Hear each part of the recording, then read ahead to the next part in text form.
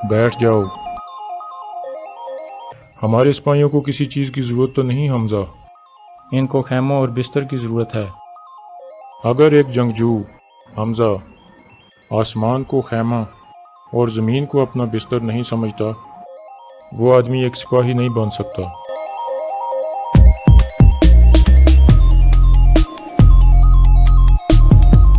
हाँ तो अब्दुर्रहमान अल्प, हमें बताओ कि कैसे तुम जेल से भागने में कामयाब हुए। मैंने सुना है तुम्हें मौत की सज़ा सुनाई गई थी।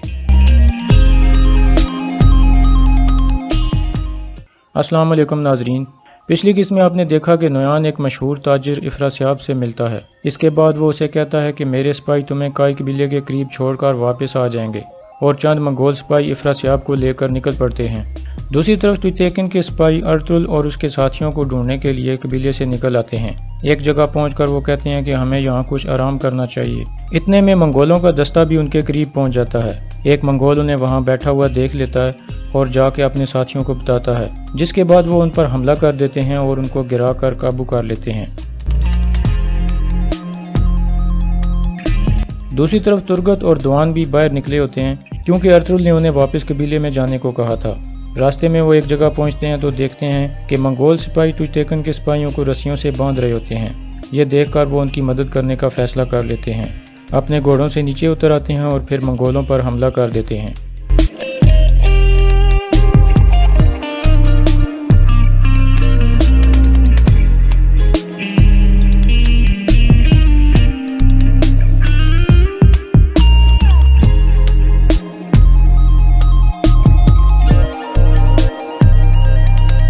कुछ ही देर में सारे मंगोल सिपाही मारे जाते हैं, जिसके बाद तुतैकिन का सिपाही सामसा उनका शुक्रिया अदा करता है, जबकि कोजाबश उनको अजीब नज़रों से देख रहा होता है।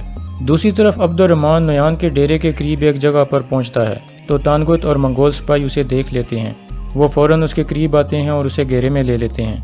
फिर तानगुत उससे पूछता है कि तुम कौन हो, जिस पर अब्दुर्रहमान कहता है कि मैं काई कबीले का सिपाही हूँ। मैंने सुना है कि हमारे कुछ सिपाही नोयान के साथ मिल गए हैं, इसलिए मैंने भी नोयान की फौज में शामिल होने का फैसला कर लिया है। जिस पर तानगुत एक कहका मारता है और कहता है कि जो शख्स खुद नोयान के पास आता है उसके साथ बहुत बुरा सलूक होता है। इसके बाद वो उसको बांध कर नोयान के पास ले जाते हैं। वहाँ अब्दुर्रहमान को देखकर हमजा उसको खुश आमदीद कहता है। नोयान कुछ देर अब्दुर्रहमान का जायजा लेता है और फिर उसे कहता है कि दुनिया की सबसे बड़ी फौज में तुम्हें खुश आमदीद है, और फिर उसे हमजा के साथ भेज देता है। दूसरी तरफ तुतैकिन का सिपाही सामसा तुर्गत और दुआन से कहता है कि आप लोग हमारे साथ कबीले चलो, हम तुतैकिन को बताएंगे कि किस तरह आप लोगों ने हमारी जान बचाई और आप गद्दार नहीं हो। इस पर वो दोनों उनके साथ कबीले रवाना हो जाते हैं। जब वो वहाँ पहुँचते हैं तो आगे तुतैकिन और गुंदोगदो खड़े होते हैं। तुतैकिन अपने सिपाहियों को कहता है कि आखिरकार तुमने गद्दारों को पकड़ लिया है, जिस पर वो बताते हैं कि ऐसा नहीं है, बल्कि इन दोनों ने तो हमें मंगोलों से बचाया है। जिस पर तुतैकिन हैरान परेशान हो जाता है। गुंदोगदो उसे कहता है कि देख लो, जिन गद्दारों को तुमने पकड़ने के लिए भेजा था उन्होंने ही तुम्हारे सिपाहियों की जान बचाई है। जबकि तुतैकिन हैरानगी और गुस्से से उनको देख रहा होता है। इसके बाद गुंदोगदो ताजिर इफ्रासियाब से मुलाकात करता है और उसे एक खेमे में आराम करने को कहता है। दूसरी तरफ खेमे में तुतैकिन अपने सिपाहियों पर सख्त गुस्से में होता है और उन्हें कहता है कि जिन गद्दारों को मैंने तुम्हें मारने को कहा था उन्होंने ही तुम्हारी जान बचाई है।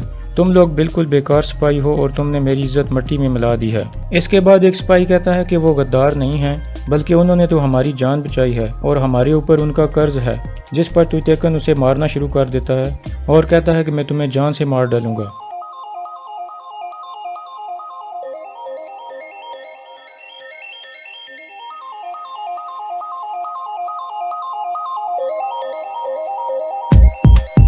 जिसके बाद दूसरा सिपाही आगे आता है और उसको बचा लेता है।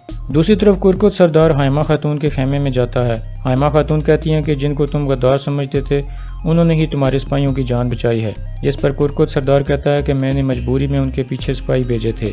इसके बाद कुरकुत सरदार तुतैकिन और गोकचे की शादी के बारे में बात करता है, लेकिन हाइमा खातून आगे से कुछ नहीं कहती। दूसरी तरफ अर्तुल एक लंबा सफर करके अपने वालिद साहब सुलेमान शाह की कब्र पर जाता है।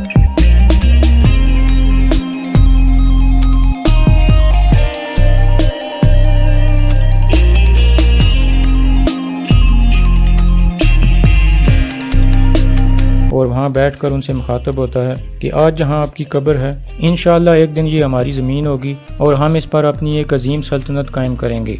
اور میں اپنے مقصد سے کبھی بھی پیچھے نہیں ہٹوں گا۔ اس کے بعد وہ قبر کے ساتھ والی جگہ کھودنا شروع کر دیتا ہے اور تھوڑی دیر کھودنے کے بعد اس میں سے ایک چھوٹا سا صندوق باہر نکالتا ہے، اور یہی وہ امانت تھی جس کا ذکر ابن العربی نے ارطغرل کے خواب میں کیا تھا۔ ارطغرل جیسے ہی صندوق باہر رکھتا ہے، اوپر سے ابن العربی اور ایک درویش نمودار ہو جاتے ہیں، جس پر ارطغرل حیران ہو جاتا ہے اور پھر خوشی سے ان کے گلے ملتا ہے۔ اس کے بعد ارطغرل اپنے خواب کا ذکر کرتا ہے تو ابن العربی کہتے ہیں کہ ابھی تمہیں ایک اور خواب بھی آئے گا۔ اس کے بعد ابن العربی کھڑے ہوتے ہیں اور ارطغرل کو قریبی مہمان خانے میں چلنے کو کہتے ہیں اور کہتے ہیں کہ وہاں کچھ لوگ ہمارا انتظار کر رہے ہیں جو امانت تمہارے حوالے کریں گے۔ دوسری طرف نویان تانکت کو کہتا ہے، تم جاننا چاہتے ہو کہ کس طرح چنگیز خان کی فوج اتنی طاقتور بنی؟ تانکت کہتا ہے کہ ہاں میں جاننا چاہتا ہوں، جس پر نویان کہتا ہے کہ ترکوں کو ساتھ ملا کر۔ چنگیز خان کی فوج میں کافی سارے ترک موجود ہیں اور ہم مزید ترک جنگجوؤں کو اپنے ساتھ ملائیں گے۔ اس کے علاوہ نویان کہتا ہے کہ میری والدہ بھی ایک ترک تھی، اس لیے ترکوں کے لیے میرے دل میں ایک نرم گوشہ بھی موجود ہے، لیکن اگر کسی نے دھوکہ دینے کی کوشش کی تو اس کا خون بہا دیا جائے گا۔ اس کے بعد نویان کائی قبیلے سے آئے ہوئے سارے سپاہیوں کو کھانے پر بلاتا ہے۔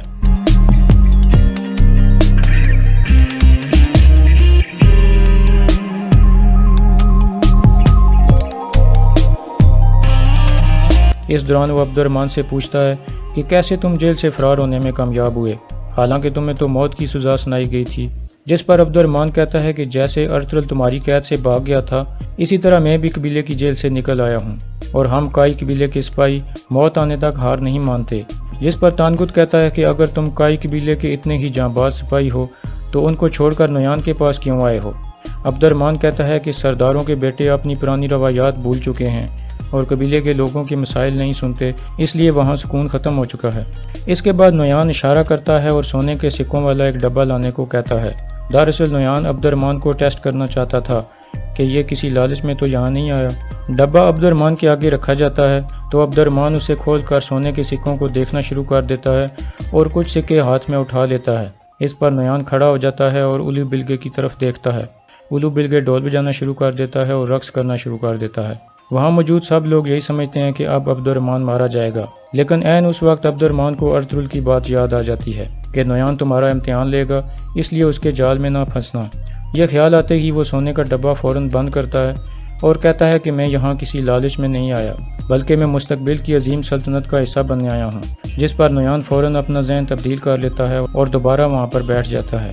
پھر نویان ان سب کو کھانا شروع کرنے کا حکم دیتا ہے اور کہتا ہے کہ خوب کھاؤ تاکہ تم لوگ اپنے دشمنوں کو عبرتناک شکست دے سکو، اور یہاں اس قسط کا اختتام ہو جاتا ہے۔